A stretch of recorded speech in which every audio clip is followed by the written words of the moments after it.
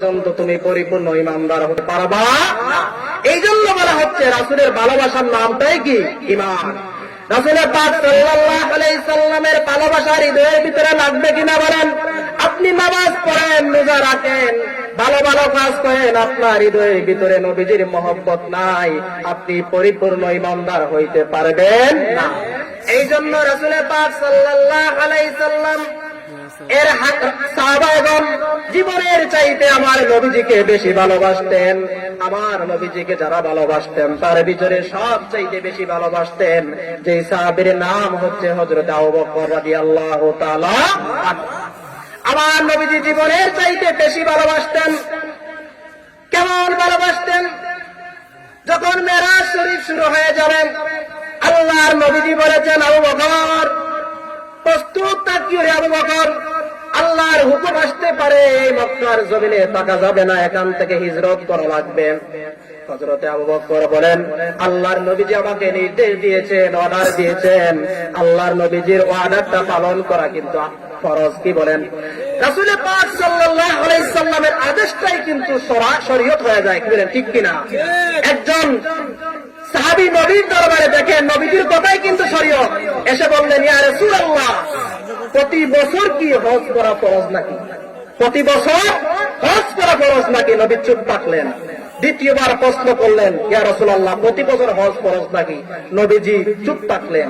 তৃতীয়বার প্রশ্ন করলেন, নবীজি কি বললেন?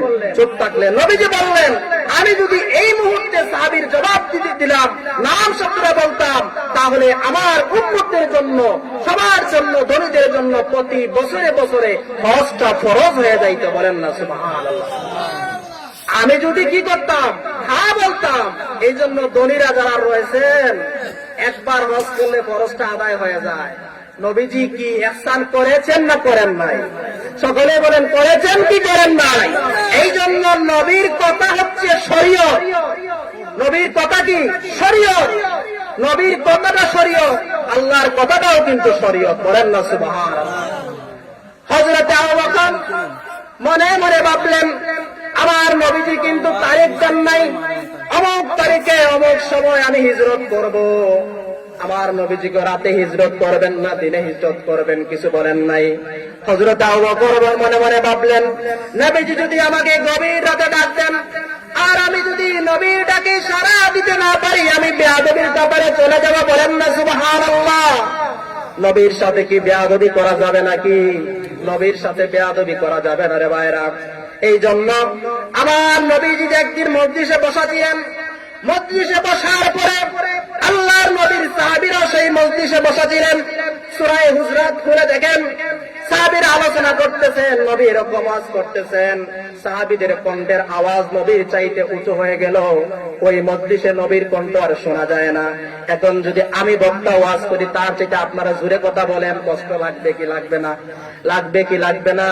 নবীর কথা শোনা যায় না। আরশের মালিক কি সেটা দেখে কি দেখে না? আরশের মালিক সেটা দেখে জিবরাইলকে পাঠাইয়া দিলেন, জিবরাইল যাও।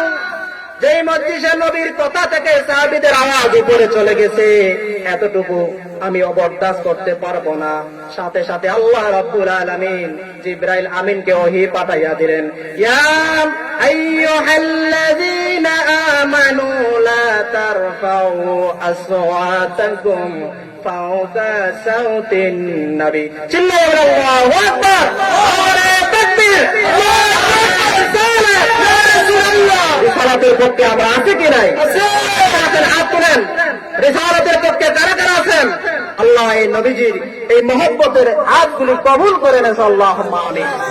নবীজি জানাইয়া দিলেন, ওহী চলে আসলো, ইয়া আইয়ুহাল্লাযীনা আমানু, ও ঈমানদারেরা, লা তারফাউ আসওয়াতাকুম ফাওকা সাওতিন নবী। নবীর কথার উপরে তোমাদের কথার আওয়াজ দেওয়া যাবে। এতটুকু পর্যন্ত আল্লাহ আরশের মালিক তিনি বরদাস্ত করেন নাই, ওহী নাযিল করে দিলেন। এই আয়াত কি নাসিখ না মানসুখ? আলেম উলামার বুঝবেন ভালো। এই আয়াত মানসুখ হয় নাই, এই আয়াতটা নাসিখ আছে। কিয়ামত পর্যন্ত এর হুকুম বলবৎ থাকবে, নবীর সাথে বেয়াদবি করা যাবে। মনে আছে কথা? আবু বকরের কথা বলছিলাম, কি বলেন ঠিক কিনা? রাসূল কবে আসবেন? তবে আমাকে ডাক দিবেন। রাসূলের কথা মতো যদি আমি ডাকের সাড়া দিতে না পারি, আওয়াজ দিতে না পারি, আমার বেয়াদবি হয়ে যাবে। সেই দিন থেকে সিদ্দিক আকবর একটা মুহূর্তের জন্য বালিশে পিঠ লাগান নাই। বলেন না সুবহানাল্লাহ। এর নাম হচ্ছে তাজিমে রাসূল, এর নাম হচ্ছে আদবে রাসূল। বলেন না সুবহানাল্লাহ। নবীজি যখন রাতের বেলায় যখন আল্লাহ ফরমান জারি করে দিলেন, বন্ধু হিজরতের সময় হয়ে গেছে, হুজরতে রাসূল পাক সাল্লাল্লাহু আলাইহি সাল্লাম আবু বকরের দরবারে এসে এরকম লোক করলেন। কি করলেন? আবু বকর আসো নাকি? সঙ্গে সঙ্গে আবু বকর বললে, ইয়া রাসূলুল্লাহ, আমি লাব্বাইক, আমি হাজির। বলেন না সুবহানাল্লাহ।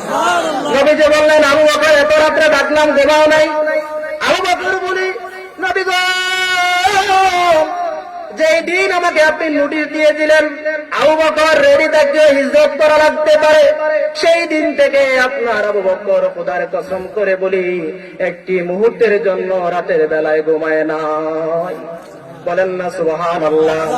সেই আবু বকর কেমন আমার নবীজিকে ভালোবেসেছিল, সেই আবু বকর কিন্তু ভালোবাসার প্রমাণ দুনিয়ার জমিনে পেয়েছে।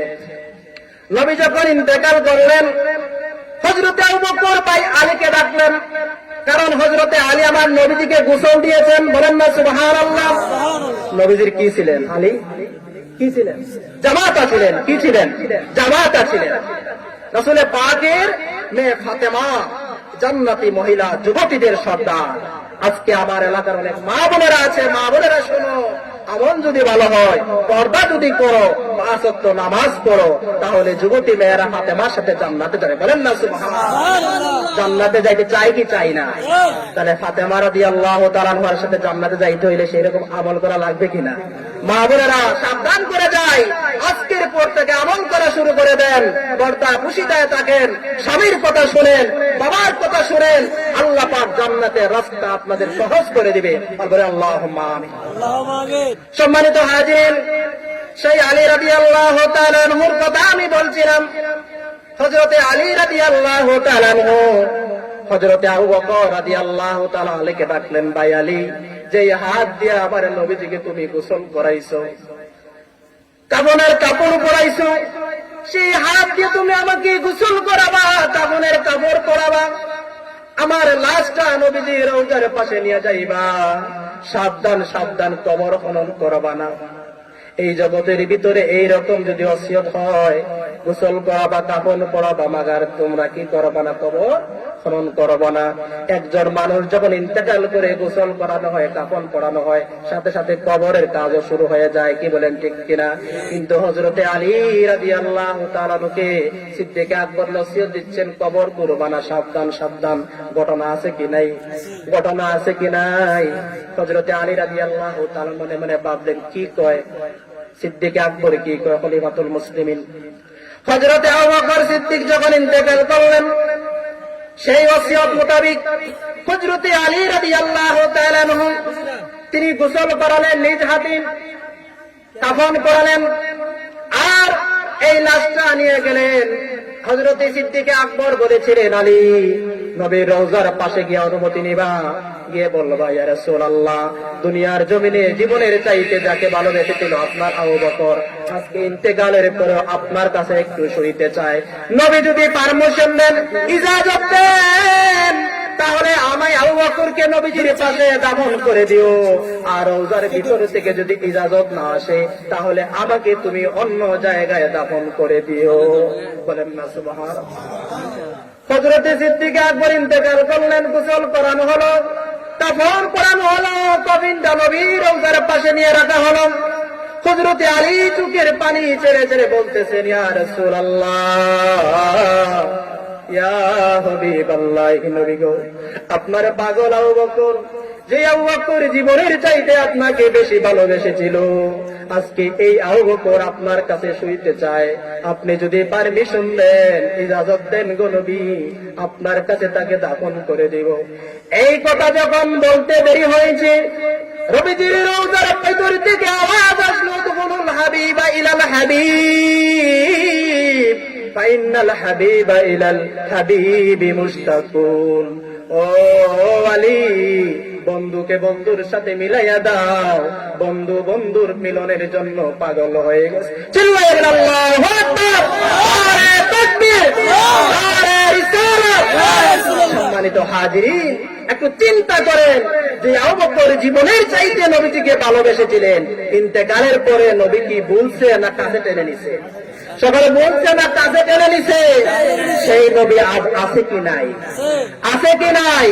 মৃত না জীবিত? জীবিত। প্রত্যেক নবী রাসূলগণ তারা জীবিত কবর দেশে। সেই নবীর সাথে যদি সিদ্দিক আকবরের ভালোবাসা যদি এত হয়, তাহলে আমরা সেই নবীর উম্মত। নবীর ভালোবাসা যদি আমাদের হৃদয়ের ভিতরে থাকে, নবীকে আমাদের ভুলে যাবে নাকি? হাসরের ময়দানে ভুলে যাবে নাকি? ওই হাসরের ময়দানের সভাপতি কি? ওই হাসরের ময়দানের সভাপতি হচ্ছে আমার নবীজি, বলেন না সুবহানাল্লাহ। ওই হাসরের ময়দান কায়েম করেছেন আমার নবীজির সম্মানকে দেখানোর জন্য। মানুষকে দেখো আমার বন্ধুর সম্মান কতটুকু। সম্মানিত হাজরিন, যেই কথা বলছিলাম, কবর থেকে আমরা হাসরে যেতে হবে। অনেক লম্বা আলোচনা উলামায়ে কেরামদের এসেছেন, আমি লম্বা করব না। কবর থেকে কোথায় যেতে হবে? হাসরে যেতে হবে। এই হাসরের ময়দানে একটি ফাইনাল বিচার হবে। বিচার আছে কি নাই? দুনিয়ার জমিনে বিচারের নামে যা হয় বললাম না, আপনাদের এলাকায় নাই। বিচারের নামে কি হয় তাই আসেনি? না, নাই, আসেনি। থাকবো দুই জায়গায়। আখিরাতের ভিতরে যখন আল্লাহ আহকামুল হাকিমিন হবেন, তাহার নাম ধারণ করবেন, সেই কিয়ামতের ময়দানে কেবলমাত্র একজন ব্যক্তি আল্লাহর দরবারে সুপারিশের কাজ করায়, সুপারিশে নিয়ে যিনি উঠবেন, তিনি হচ্ছেন আপনার আমার নবীজি, বলেন না সুবহানাল্লাহ। আল্লাহ রাব্বুল আলামিন যখন মানুষগুলি কিয়ামত কায়েম হয়ে যাবে, মানুষগুলি যখন গামের সাগরে হাবুডুবু খাবে, সুপারিশ করার জন্য মানুষ পাবে না। সূর্যটা আধাত উপরে চলে আসবে, জমিনটা তামার জমিন হয়ে যাবে, পানির জন্য মানুষ পেরেশান হয়ে যাবে। মানুষ বলা বলি করবে, আল্লাহ রাব্বুল আলামিনের কাছে এমন কোন মানুষ কি নাই রে? বিচারের কাজ যদি শুরু করে দিতেন, তাহলে আমরা এই জায়গা থেকে হয়তো মুক্তি পেয়ে যাব। এমন কোন মানুষ নাই। আমরা সকলেই কাতার বেঁধে যাব, লাইন বেঁধে যাব। আমরা সকলেই নবী, আমাদের আদি পিতা হযরত আদম নবীর কাছে যাব। আদম নবীর কাছে গিয়ে বলবো, বাবা গো, দুনিয়ার জমিনে আপনি জান্নাতি ছিলেন, মেহেরবানি করে আল্লাহর কাছে আমাদেরকে সুপারিশ করুন। আদম নবী বলবেন, না না উম্মতে মুহাম্মদীরা, আমি সুপারিশ করতে পারবো না। আল্লাহর হুকুম অমান্য করে জান্নাতের ভিতরে আমি গন্ধম ফল খেয়েছি, আমি সুপারিশ করতে পারবো না। তোমরা যদি সুপারিশ পেতে যাও, ওই পয়গম্বরের কাছে যাও। আমরা হযরতে ইব্রাহিম খলিলুল্লাহর কাছে যাব, তিনিও বলবেন ইয়া নফসি। এভাবে করে করে ঈসা রুহুল্লাহর কাছে যাব, তিনিও বলবেন ইয়া নফসি। অবশেষে আমরা মাকামে মাহমুদের কাছে চলে যাব। মাকামে মাহমুদের কাছে গিয়ে দেখব আপনার নবী, আমার নবী সরকারে দো আলম দয়াল নবীজি সেজদায় পড়ে পড়ে আমাদেরকে জন্য কাঁদতেছেন, ইয়া হাবিলি উম্মতি, ইয়া হাবিলি উম্মতি, বলেন না সুবহানাল্লাহ। আমরা সেখানে চলে যাব। সেখানে যাওয়ার পরে আমাদেরকে দেখে নবীজি মাকামে মাহমুদ থেকে, সেজদা থেকে তিনি কপাল মুবারক উঠাবেন, উঠাইয়া বলবেন, ও আমার উম্মতে মুহাম্মদীরা, তোমরা কোথায় ছিলে? তোমাদের জন্য আল্লাহর দরবারে আমি মাকামে মাহমুদের নিচে সেজদায় পড়ে পড়ে কাঁদতেছি, বলেন না সুবহানাল্লাহ। সম্মানিত হাজির, এই পরে রাসূল পাক সাল্লাল্লাহু আলাইহি সাল্লাম আল্লাহর দরবারে সুপারিশ করবেন। আল্লাহ বিচার কার্য শুরু করে দিবেন। এই বিচার কার্য যখন শুরু হয়ে যাবে, আল্লাহ রাব্বুল আলামিনকে শাফায়াত করার জন্য কেউ যাইবে না। এই জগতের ভিতরে একমাত্র শাফায়াতি কুবরার অধিকারী যাকে দিয়েছেন, তিনি হচ্ছেন আপনার নবী, আমার নবী, সরকারে দু আলম জনাবে মুহাম্মদুর রাসূলুল্লাহ সাল্লাল্লাহু আলাইহি ওয়াসাল্লাম, বলেন না সুবহানাল্লাহ। নবীজি আল্লাহর দরবারে সুপারিশ করবেন। কি করবেন? সুপারিশ করবেন। আল্লাহর নবী বলবেন, আমি হাউজে কাউসারের মালিক, আল্লাহ হাউজে কাউসারের মালিক আমাকে দিয়েছেন। আমি আমার উম্মতের জন্য আমি ফুলসিরাতের পাশে থাকবো, আমি আমার উম্মতের জন্য মিজানের পাশে থাকবো, আমি আমার উম্মতকে বাঁচানোর জন্য জাহান্নামের দরজার পাশে থাকবো। একজন সাহাবী বলেন, ইয়া রাসূলুল্লাহ, ইয়া হাবিবাল্লাহ, একসাথে যদি 3 জায়গায় আপনার উম্মতি বিপদে পড়ে যায়, আপনি কেমনে আপনার উম্মতকে বাঁচাবেন? আমার নবী বলেন, সাহাবীরা রে, বর্ষাকালে যেমন বিজলি হয়, ওই বিজলির যে আলো সব জায়গায় পড়ে, আমি বিজলির মতো সব জায়গায় ঘোরাফেরা করব, যাতে একটা উম্মতকে আল্লাহ রাব্বুল আলামিন জাহান্নামের ভিতরে নিতে না পারে। আল্লাহু আকবার। এই নবীর মহব্বত প্রয়োজন আছে কিনা বলেন? কেউ সুপারিশ করার অধিকার পাবে না। অবশেষে আল্লাহ রাব্বুল আলামিন সুপারিশ করবেন, আল্লাহ রাব্বুল আলামিনের হাবিব সুপারিশ করবেন। আমার বন্ধু নবীজির উসিলায় সুপারিশের কারণে আল্লাহ ওই কিয়ামতের ময়দানের বিচার কার্য শুরু করে দিবেন। বলেন না সুবহানাল্লাহ। এবং বিচার কার্য কি হয়ে যাবে? শুরু হয়ে যাবে। সম্মানিত হাজিরিন, সেই বিচারের ক্ষেত্রে যিনি বিচারক হবেন আল্লাহ, উকিল হবেন আমার নবীজি। বলেন না সুবহানাল্লাহ। বিচারককে আল্লাহ আর উকিলকে আমার নবীজি। নবীজির সুপারিশ ক্রমে বিচার শুরু হয়ে যাবে। সম্মানিত হাজিরিন, এই মাকামে মাহমুদের ভিতরে আমার নবীজিকে এত সম্মান দিবেন, আল্লাহ রাব্বুল আলামিন যখন এই আপনার সুপারিশে যখন বিচার শুরু হয়ে যাবে, উম্মতদেরকে সুপারিশ করবেন। এখন কিতাবের ভিতরে আসছে যারা কবিরা গুনাহ করে তাদেরকে নবীজি সুপারিশ করবেন কি করবেন না। আমার নবী বলেন, শাফায়াতি লিআহলিল কাবাইরি মিন উম্মতি, আমার উম্মতের ভিতরে যারা সগীরা কবিরা তা নয়, যারা কবিরা গুনাহ করেছে, বড় গুনাহ করেছে, আমি তাদেরকে সুপারিশ করে জান্নাতে নিয়ে যাব। বলেন না সুবহানাল্লাহ। শাফায়াতি লিআহলিল কাবাইরি মিন উম্মতি, আমার উম্মতের মধ্যে যারা কবিরা গুনাহ করেছে তাদেরকেও আমি নবীজি সুপারিশ করে জান্নাতে নিয়ে যাব। সম্মানিত হাজিরিন, সেই জান্নাতে যাইতে চান কি চান না? কারা কারা হাত তুলে হাত ধোয়েন? নারে তাকবীর, আল্লাহু আকবার, নারে সালাত। আল্লাহ পাক আমাদেরকে কবুল করেন, বলে আল্লাহুম্মা আমিন। আমরা জান্নাতে যাইতে চাই কি চাই না? চাই কি চাই না? তাহলে জান্নাতে গেলে জান্নাতের কাজ করা লাগবে কিনা? আমি আগেই বলেছি যে জান্নাতে যেতে হলে নামাজ ছাড়া কি জান্নাতে যাওয়া যাবে? ভাই, নামাজ ছাড়া কি জান্নাতে যাওয়া যাবে? দুশমনের রাসূল হলে কি জান্নাতে যাওয়া যাবে? সুদ খাইলে কি জান্নাতে যাওয়া যাবে? পর্দা না করলে কি জান্নাতে যাওয়া যাবে? অন্যায়ভাবে পরে সম্পত্তি দখল করলে জান্নাতে যাওয়া যাবে? যাওয়া যাবে। এই আওয়াজ দেয় না, মানে যাওয়া যাবে, যাওয়া যাবে না। যারা আওয়াজ দেয় না এরা যাওয়া যাবে, যাওয়া যাইব, যাওয়া যাবে, যাওয়া যাবে। তাহলে কি করা লাগবে? ভালো ভালো আমল করা লাগবে। আমলে সালেহা, কি আমলে সালেহা, ভালো কাজ করা লাগবে। আর নবীর মহব্বত লাগবে। কি বলেন, ঠিক কিনা?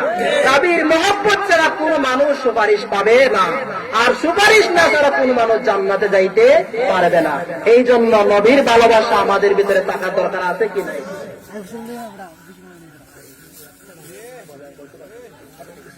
সম্মানিত হাজিরিন, এই জন্য রাসূলের ভালোবাসা দরকার আছে কি নাই? আমাদের ভালোবাসা দরকার আছে কি নাই? রাসূলের ভালোবাসা, রাসূলকে নামাজ পড়েছে কি পড়ে নাই? কই পড়ছে? রাসূলকে নামাজ পড়েছে, রাসূল নামাজ পড়েছে। আজকে কেউ ওয়াদা করতে পারেন আজকের পর থেকে আমরা নামাজ ছাড়বো না? কি ওয়াদা কি করা যাবে?